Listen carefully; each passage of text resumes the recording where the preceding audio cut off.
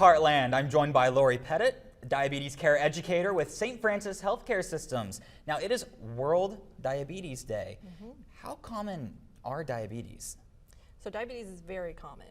Globally, 1 in 10 people have diabetes. In the United States, 37 million people have diabetes. In the state of Missouri, it's about 500,000. And actually, Southeast Missouri is one of the most prevalent in the state for having diabetes. Is there an answer for why that is here in Missouri? Or? Well, there's several risk factors for developing diabetes, and we're actually talking mainly about type 2 diabetes, and there are several risk factors. They do include your genetics, so we know that it runs in families. We also know that some ethnic backgrounds have a higher risk, so Native American is a risk factor, African American, Hispanic American, Pacific Islander, but we do have a pretty good population of those ethnic backgrounds here. How important is the awareness aspect of this? It's really important because a lot of people are not aware of their risk, and sometimes it's not diagnosed until people have actually started to develop complications. So the sooner it can be found, the sooner it can be treated, and then complications can be prevented.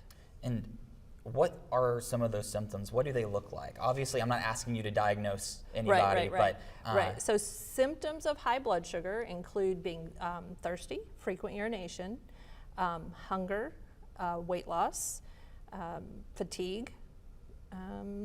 Dry, itchy skin is a symptom of high blood sugar, and to be quite honest, some people don't feel them at all. So especially if their blood sugar has gradually increased over time.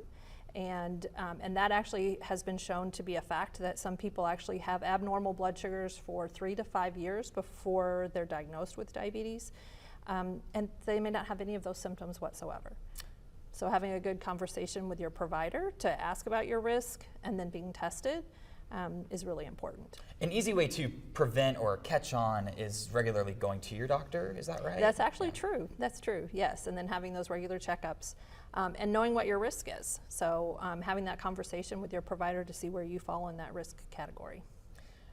Is this something that you see more, is it more younger people nowadays, or? So type 2 diabetes is actually more common in adults.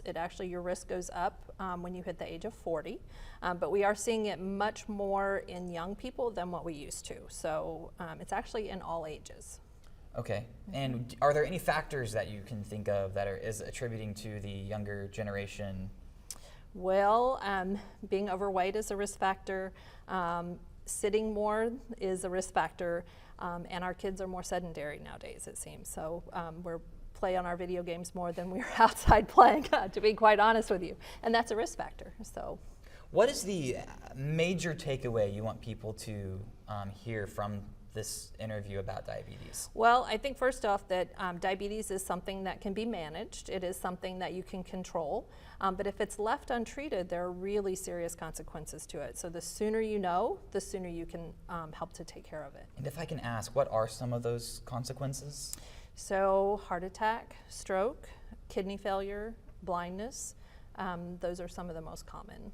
Okay, and which is why you should probably see your doctor, right? Absolutely, that's absolutely true, yes. Okay, is there anything else I haven't asked that you would like to say?